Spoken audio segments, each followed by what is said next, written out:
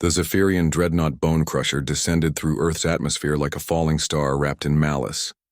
Its biometallic hull, forged from the bones of 1,000 conquered worlds, gleamed with an unholy light as it carved through the morning sky above downtown Chicago.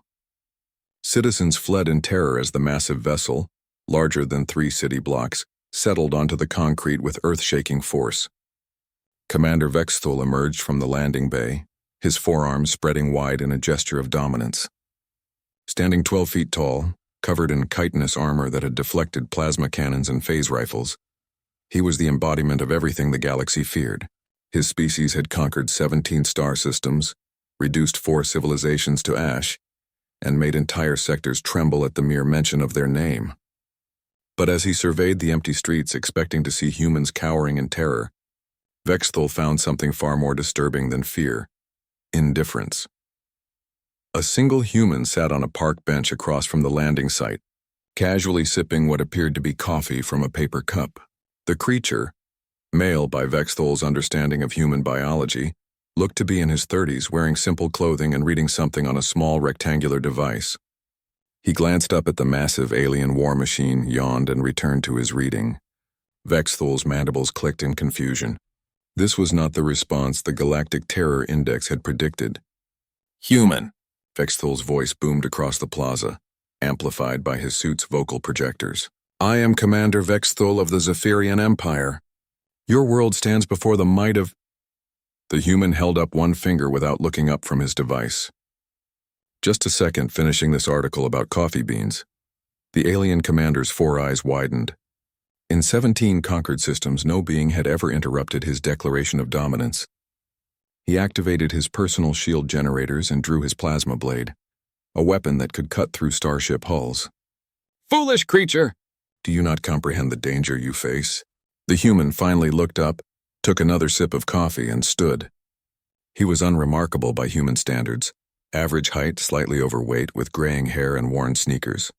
But something in his eyes made Vexthul's combat instincts suddenly flare to life. "Oh, I comprehend perfectly," the human said, his voice carrying an odd weight. "You're another one, aren't you?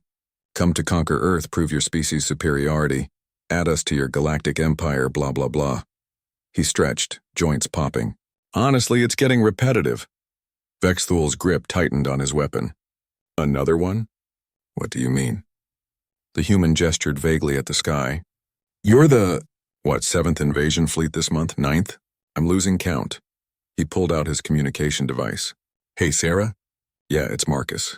We've got another one downtown. Big guy, 4 arms, chitinous armor. Looks Zephyrian." A pause. "No, I'll handle it. You deal with the Klaxon fleet that just jumped in near Mars." Vexthul felt something he hadn't experienced in decades of conquest. Confusion. "Klaxon fleet? But we eliminated the Klaxon Empire 3 cycles ago." Marcus laughed, a sound that somehow managed to be both amused and deeply unsettling. "Oh, you mean when you glassed their homeworld? Yeah, they weren't too happy about that. Took them a while to rebuild, but they came to us for help with the revenge planning. Nice folks, actually. Terrible at small talk, but they make excellent war strategists once you get them motivated." The alien commander activated his full battle array, shield generators hummed to life. His armor plates shifted into combat configuration, and targeting systems locked onto the human.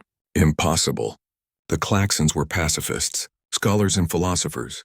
We're being the operative term," Marcus said, finishing his coffee and tossing the cup into a nearby recycling bin. "Turns out genocide is really good at changing people's perspectives. Who knew?" He began walking toward Vexthul, his pace casual and unhurried. "They came to Earth about 6 months ago, told us their sob story, really heartbreaking stuff. We helped them rebuild their fleet, shared some tactical innovations, gave them a few tips on asymmetric warfare." Vexthul fired his plasma blade in warning, the superheated energy scorching the ground between them. The human didn't even flinch. "You see, Commander, can I call you Vex? Earth has a bit of a reputation in certain circles now. When someone gets stomped by a galactic empire, they come to us. We're like— what's the word? A finishing school for revenge fantasies." The alien took a step back despite himself. "That's impossible. Humans are primitives. You barely have interstellar capability." Marcus smiled, and Vexthul suddenly understood why prey animals feared the sight of a predator's teeth. See, that's what everyone thinks. Oh, humans, they're so young, so naive, so technologically inferior. But you know what we lack in fancy spaceships and energy weapons? He cracked his knuckles. We make up for in sheer bloody-minded creativity. The human reached into his jacket and pulled out what looked like a simple metal rod. As his fingers wrapped around it, the device began to hum with barely contained energy. This little beauty? Reverse-engineered from Andromedan phase tech, powered by a micro-black hole generator the Centaurians taught us to build, and wrapped in a containment field that even the hegemony's best scientists said was impossible. Marcus's grin widened. We call it the equalizer. Vexthul's sensors were screaming warnings he'd never seen before. The device in the human's hand was registering energy readings that defied every law of physics he knew. The thing about humans, Marcus continued, beginning to walk forward again, is that we don't just fight to win. We fight to make sure the other guy never wants to fight anyone ever again. And when someone comes to our little blue planet, acting all tough and scary, the rod in his hand began to glow. Well, we take that as a personal challenge. The alien commander's forearms trembled as he raised his weapons. I am Vexthul the Destroyer. I have raised worlds. You have about 30 seconds before my backup arrives, Marcus interrupted. Sarah's bringing the orbital platforms online. The lunar defense grid just went active. And I'm pretty sure the Klaxons are positioning their new dreadnoughts in your ship's blind spots right about now. He stopped walking, just 10 feet away from the towering alien. So here's the thing, Vex. You came here looking for a real fight, right? Something to get the blood pumping, prove your species' superiority? Vexthul's mandibles clicked frantically as his ship's sensors confirmed everything the human had said. Dozens of energy signatures were converging on his position. Weapons that his computers couldn't even categorize. Marcus raised the equalizer and the air around him began to shimmer with contained force. Congratulations. You found one. The last thing Commander Vexthul saw before the world turned white was the human's yawn, bored, casual, and absolutely terrifying in its implications.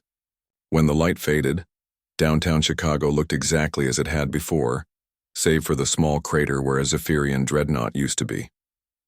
Marcus picked up his empty coffee cup from the recycling bin and headed toward the nearest cafe. He had a feeling it was going to be a long day.